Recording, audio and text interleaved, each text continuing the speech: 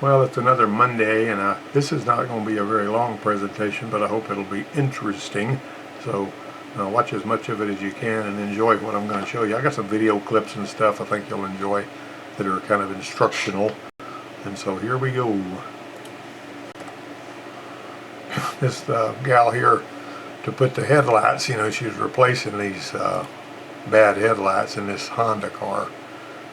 This car here, the lady sent me and said that she had 300,000 miles on it, and she gave us credit for helping her make it that far. Of course, Hondas go a long way anyway. The thing about it is, any car will go a long way if you'll maintain it properly. That's just the way that is. But this right here, I had to pull that bumper off to get to that. Also, on some of these Hondas, getting the headlight bulb is pretty aggravating. You got to pull that fender, that splash shield down to get to it from the back and all that. And we bought some cheap headlight bulbs one time from the parts store that didn't cost very much at all, and they last about a month, and we had to replace them. Finally had to go back and put a Sylvanias in there, but these headlights were replaced and it looked a lot better when she was done. You know what that means? Bad vacuum? Engine vacuum is a good data point. Now, engine vacuum won't typically tell you everything you need to know, but anytime when I was at the Ford dealer doing drivability work, if I got a misfiring engine and I did a vacuum test on it and it was bouncing the needle like this, then you typically knew there was something wrong with the breathing part of the engine valves, whatever. And I would typically pass it down the line to the engine guys that had to pull the heads off and all that kind of thing. But one way or another, the vacuum is a good thing to use.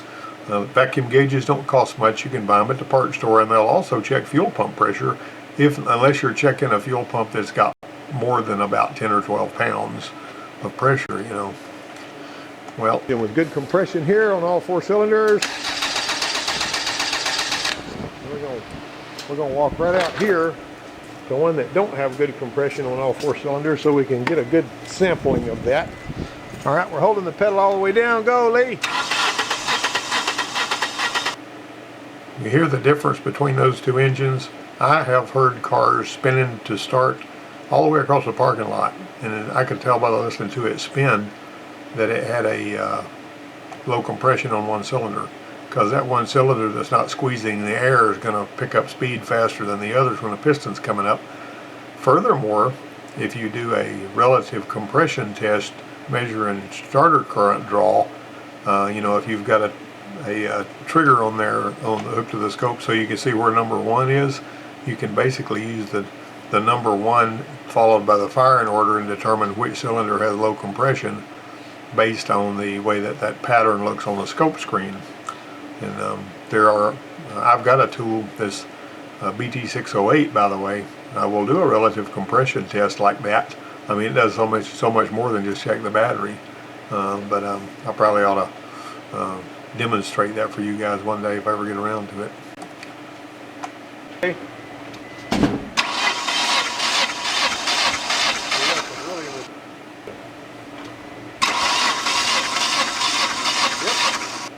Number 3. Go for it, Lee. Respectable compression on that. Test on number 4. Go for it. Yeah. See, we didn't have any compression at all on cylinder number 4 on that one. And quite frankly, I don't remember what we had to do to fix that, or if they even wanted to spend the money on it. But that's how we tracked down which cylinder it was on. Now what you can also do is get that cylinder on top dead center where both of the valves are closed, and you can actually put air into that cylinder using a cylinder leakage tester. Not only can you tell how much cylinder leakage it has, but you can also listen to the intake, the exhaust, the crankcase, see, and maybe take the coolant fill cap off, see if there's bubbles coming up in there, and you can get an idea of where that's going. One time on a V6, Mercury Sable 3 liter, it had low compression on cylinder number 3, and we got cylinder number 3 up to top dead center with both valves closed. And we pumped smoke into that hole using the smoke machine, and the smoke came out the spark plug hole for cylinder number 1, which indicated, based on where the pistons were, that the exhaust valve was how the compression was getting out of there. So there's all kinds of little tricks you can do, and it's always good to think outside the box. I never heard of anybody else putting smoke in one, but we did that on 2 or 3 different ones. And one time on a pickup truck, we had one that had low compression. We pumped smoke in there when the valves were both supposed to be closed, and we had smoke coming out the intake, so that one was an intake valve issue. Fuel pump test. All right, start it again. All right, now the pressure goes up. While it's running, the pressure goes right back down.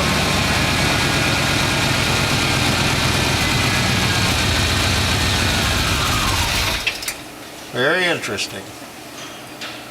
All right, we need to see if we got... Okay, so those TBI General Motors engines only had about 12 or 13 pounds of fuel pressure, and so I was able to use this particular type of gauge, which was the same vacuum gauge you saw in some previous videos that I've showed you just now. You can test that because it only has about 12 or 13 pounds of pressure.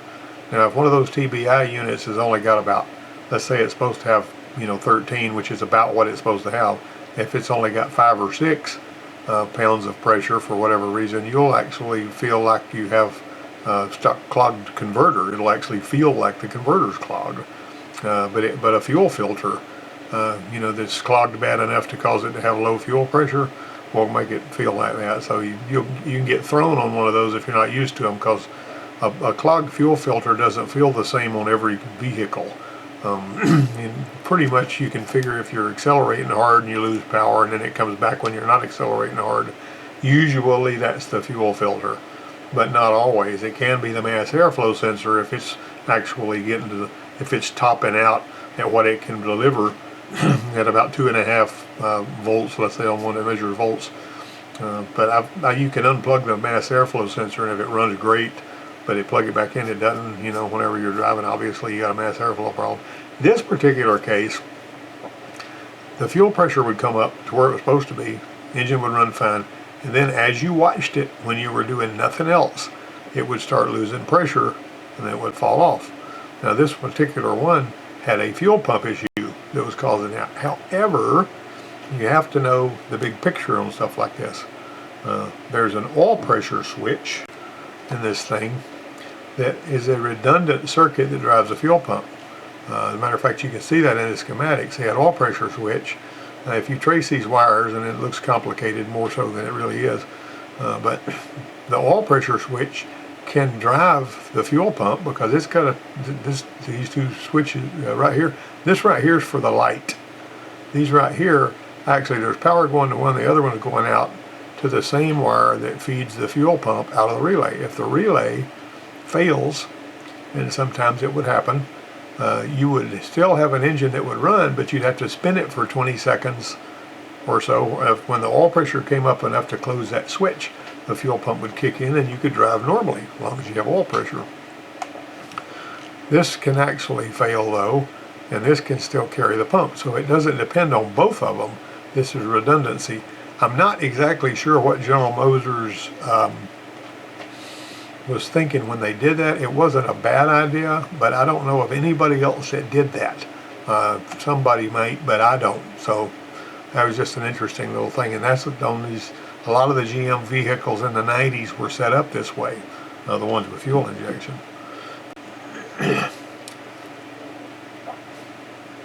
We have the broken part. Now show me the other part that's not broken. That's the other part. Now we're going to put that back in there with the hole down. Right? Put it back in there with the hole down. Jackets, where'd that star bit you said? On that trainer vehicle, which was a 97 Mercury Sable, I had these 2 guys pull the transmission out, or the transaxle out of it, and they forgot to disconnect the torque converter. They got so excited about everything else they were doing, and so they pulled it out with the torque converter still bolted to the flywheel. And when they did that, they managed to get the transaxle out of it, but they broke that stator support. And so I said, well, this is a good learning experience. So I called the Ford place and I paid $40 or whatever it was, or 75 bucks. I can't remember how much it was for a stator support. And I had them pull the transaxle apart and put that stator support back in there, and everything was fine. But it was a good learning experience for me. It wasn't a customer's car. This same car, though, one time we were using that car, and I was going to demonstrate some fuel trim issues and all that. And so I told this one yo-yo that was in there, I says, bring this Mercury up to 1500 RPM and hold it there, and let's watch these oxygen sensors. And then I was going to do some things to make the fuel trims change and all that, so they could see the oxygen sensors, the fuel trim, how they interacted and all that. Well, that knothead decided that the way to get to 1500 was to go all the way to the floor and come back to 1500. And nobody ever drove that car. It was basically always sitting in the parking lot, or we used it in the shop, idling or running a little bit. We didn't drive it on the road. Well, he popped the gas pedal all the way to the bottom, and it stuck under the floor mat. And that old car had lots and lots and lots of miles on it, and rev limiter didn't do anything to keep that engine from coming all to pieces. And it made a really, really loud noise and locked up right there in the service bay. And the guy that was standing in front of it was a guy named Frank that was a Desert Storm veteran. He was in the first Gulf War. You wouldn't never know it, but he had just enough PTSD to where when that noise happened right in front of him, he almost jumped over a bench. And it just scared the daylights out of him, and it shook him up a little bit. But the long and short of it, I just had him pull the motor out, tear it down, see what happened, and we found another old 3-liter engine over there, and we cobbled it together and built an engine out of junk and got it running again. But that was another learning experience. On that same vehicle, one time I crossed a couple of plug wires, and it had coil pack ignition to make a bug for them to try to find. And when I spun it over, as soon as it kicked back because I had crossed the wires, and it busted the starter. And the starter was hanging by the wires. I never forgot that. And I was thinking, man, this is devastating.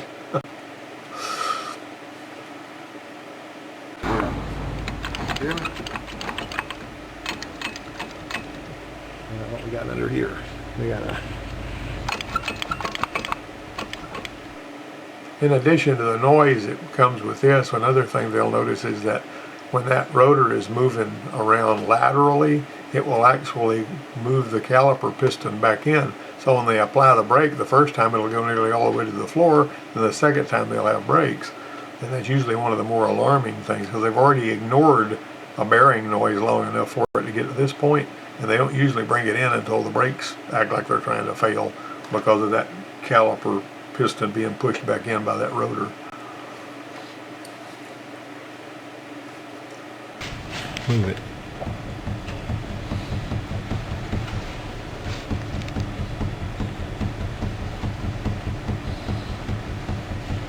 That's blow out. Right. Now, one of the things you need to recognize on this is there is a tie rod in on the inside in that accordion boot where it connects to the rack, and those can wear out too. So the inner tie rod end can be the cause of the slack. And if you see that the outer tie rod end is not loose like this, but the inner one is, then you're going to have to replace the inner one. And I've seen that lots and lots of times over there. Anybody that's done a lot of front end work has. Oh, that's too bad. Got it? Look at all big end stuff. Now I want you to notice here, see where we had painted the gear, was setting the rear end up. You put this white grease or something like it, and you turn this thing through and look at the pattern. And see that pattern right there, if you see it, it's just beautiful. It's exactly like it's supposed to be. If it's way down here or way up here or too far out or too far in, then you got to make adjustments. There's a whole study you could do on that. But a lot of the time, you'll see, even, a lot of trade magazines and everything else, they'll call this entire assembly the differential. The differential is just this part of it. And that's what enables one wheel to go faster than the other one whenever you're driving in a circle, and that's necessary.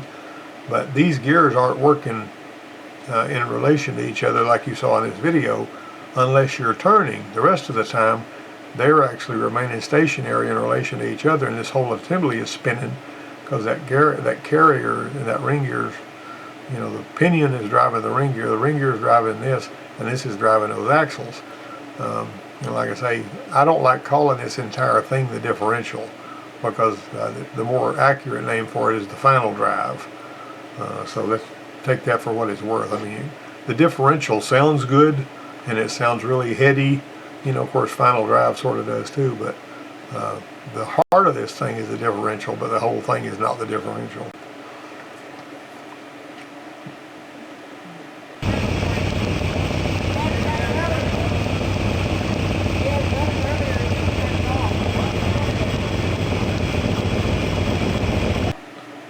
Once spark has punched through something like this, that hole is going to stay there, and you just about have to replace whatever got breached by the spark. And that's why it's a bad idea to remove one spark plug wire and drive the vehicle with the spark plug wire removed, unless you somehow short that spark plug wire directly to ground, so that the easiest path that spark can take is through the short to ground on that wire, rather than having to look for somewhere else. It can destroy the coil, it can punch through the coil wire, and it can also cause spikes to go back and damage the engine controller and other electronics, or the module or whatever. Now on this right here, I want you to notice this is a little short wire harness. I wasn't even going to talk about this, but it came to mind. This little short wire harness goes directly to the distributor.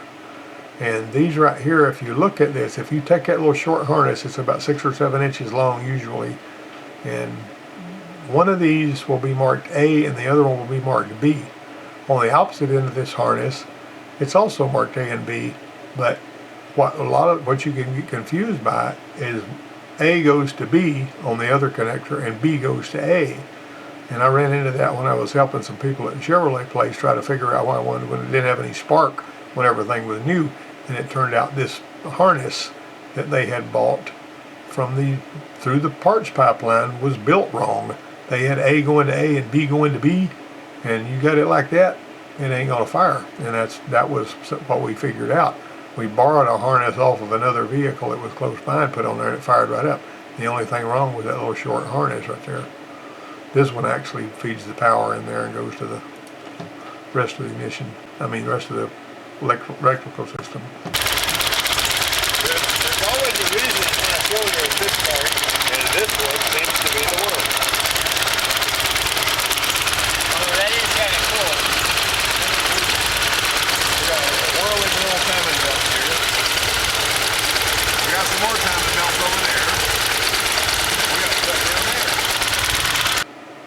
Now this guy actually bought this vehicle with the timing belt had jumped and it bent some valves, and so he bought it for not much money. It was a Dodge Stealth, and which is the same as a Mitsubishi 3000 I think, but anyway he pulled the heads off and replaced the timing belt, but it was skipping, and it turned out that tower on the coil pack was breached, was one of the reasons it was skipping.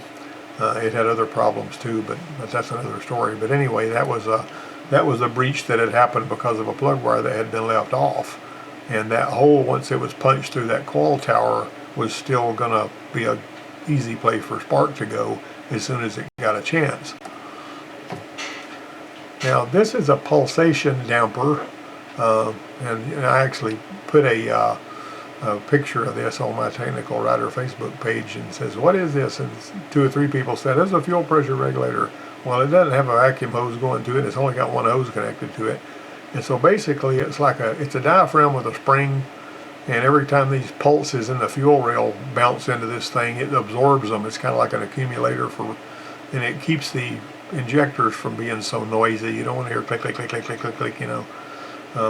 Anybody that ever heard one of those old 68, 69, 70 model Volkswagen Type 3s run, When they had fuel injection, they came out with fuel injection in '68 on those Volkswagen Type 3 squarebacks and fastbacks. And you could hear those injectors clicking. It was noisy. You put a pulsation damper in there, you don't hear those. But just about every fuel injection system you find that is a regular MPI is going to have a pulsation damper like this on it. And it's there. And also the GDI, a lot of those have got them too. It just looks a little different. So just keep that in mind. That's what that is. One of these things is not like the others. I love taking pictures. I was sitting in traffic at a stoplight, and this truck right here, I didn't know if I'd get another chance to take a picture of it, but this old Chevy pickup was just absolutely gorgeous, and I had to take a snapshot of it. There's some of these things driving around, and you just love to see them, you know, people keeping that old steel going. Now this right here is from something I got from Gates Rubber Company, and we don't think about belts. If we look at a belt like this one, it doesn't have any cracks or anything, right? We think, well, this is okay. This one down here, you might notice is cracked, and this is a Dayco belt gauge, and it ought to fit really snug without being able to move it back and forth. That's what that's about. But this one right here, when it's worn out, see how it's got them shiny little things in the bottom? Well, that means these have been touching the bottom, and it's having to actually pull the belt with the tip of these things right in those grooves. That doesn't really work that well. The sides of these belts are supposed to grip those, and there's water that this is to evacuate water out of here. So the water gets out, the belt grips, and you've got a good strong bite right there. That's a new belt. That is a belt, and you've probably seen a belt like that have these shiny things down. If you got these shiny tracks and all down in the bottom of those grooves like that, which is up in here, you need to replace that belt. That's just all there is to it. You might not want to, because belts sometimes can be kind of pricey depending on what it's for, but I just wanted to share that with you right there. And it was not a bad. Usually the parts store will have these little belt gauges, and they look various different ways. There's different ways that they're built. Gates has got a different kind that they have and all, but it was not a bad idea to have a belt gauge to measure that belt and everything. Just because a belt's not broke or cracked doesn't mean that it doesn't need to be replaced. Now this is spark plug flashover. These Bosch spark plugs, if they came OEM in a vehicle, they're okay. But if you're replacing the spark plugs, putting Bosch spark plugs in there is just not a good plan. Even if it's the platinum, And sometimes when I was at Ford place working in the service department, somebody would have a vehicle that wasn't running right, and the first thing I would do was pull one of the plugs out, and if I found Bosch spark plugs in there, I would immediately put those to the side and replace them with the Motorcraft plug that the car was made to have in it. And that would typically fix it. I mean, it didn't fix every single one of them, but it fixed a lot of them just for getting rid of the Bosch spark plugs and putting the plug it calls for is what you want. Even if it calls for Champion spark plugs, and I don't really care for those that much, I would put the Champions back in it if that's what came in when it was new. But spark plug flashover, these ribs originally were supposed to mitigate this. Now they don't always, because you can see that scorch where it went down. If you got too much resistance at the tip of the plug or whatever, it'll run down the side of that thing. That only typically happens, the only time I've seen this is on coil pack systems. The ones that have the two coils, each, fire and companion cylinders. First time I saw that was in 1991 on a Ford Explorer that had coil pack ignition. And the tracks that one made actually looked like the ceramic was cracked. And so I went ahead and just put a set of plugs in it, and it came back a couple of days later with the same concern and the same kind of marks on it. And it turned out that makes a carbon track down the inside of that spark plug boot. And if you just put another plug in there without replacing the spark plug wire or the boot, then you're going to wind up with a comeback. These were the ones that GM was using that didn't have any of these ribs, right? They were just smooth. Well, that sounds like a good plan if you think, well, this is better stuff, so it's not going to probably not have flashover. Well, that was dumb, because if you got one of these, I don't know if you've run into this before, you may as well go ahead and sell a set of plug wires along with the plugs, because you're going to rip those plug wire boots all to shreds, because they will vulcanize to those smooth spark plug ceramics, and you just about won't get them off of there. Now, I did have a tool that I made by putting a long piece of brake line tubing on a blower, and I beat that thing out flat and kind of curved, and I would put dielectric grease on it and put it down between the wire and the boot and hit it with a blast of air, and that air would sometimes pop that loose.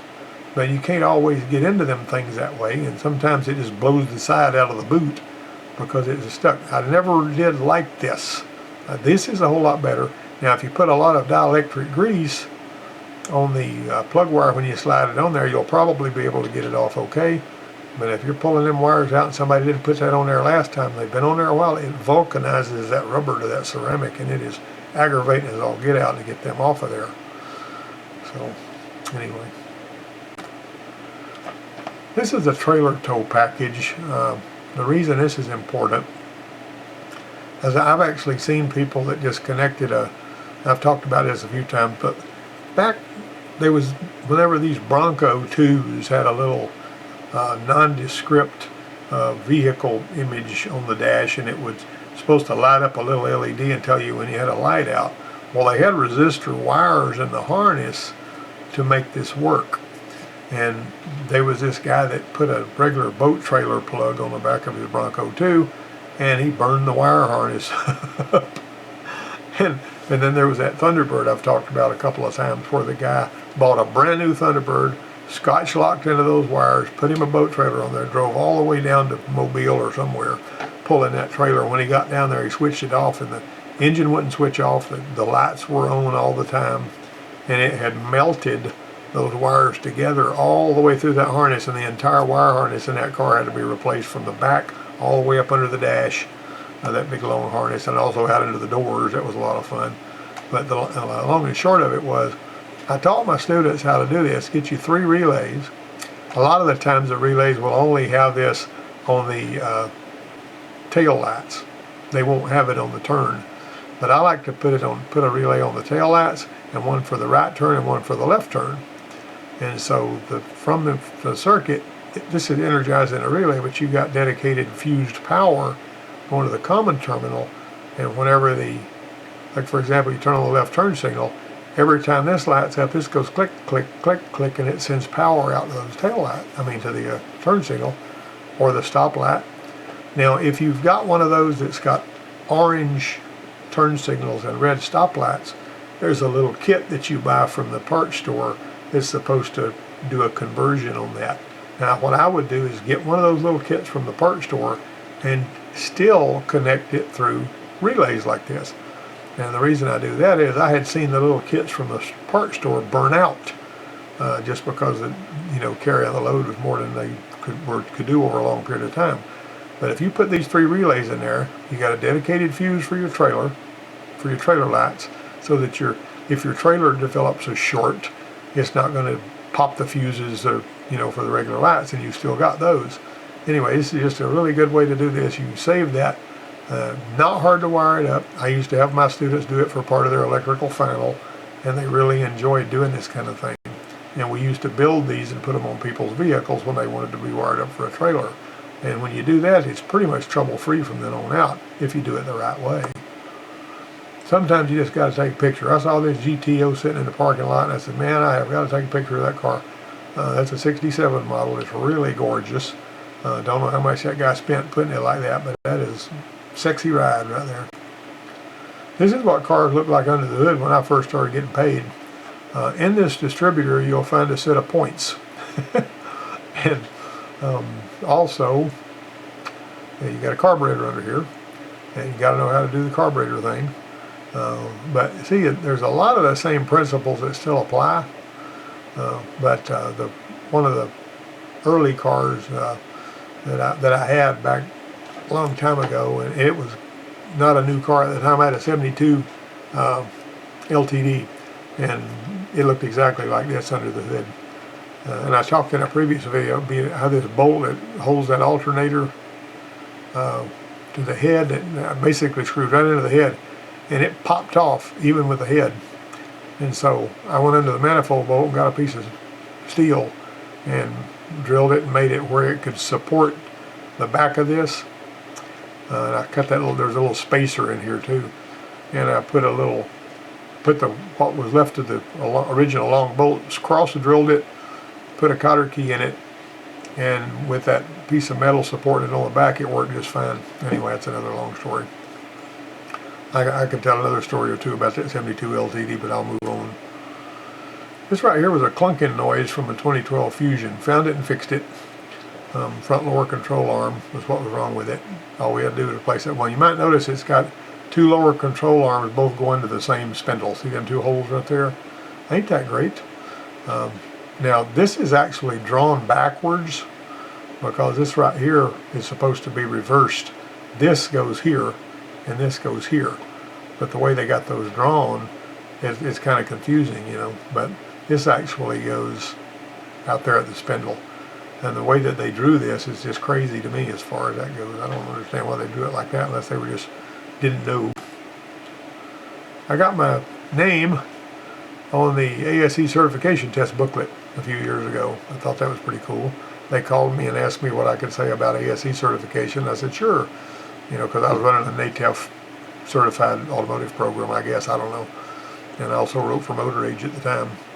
That was a little claim to fame that I had right there. And so I scanned a copy of that front of that book. And that was a sort of a landmark for me. It was several years ago. Well, I hope you guys have a great week. And everybody, let's be careful out there. See you next time.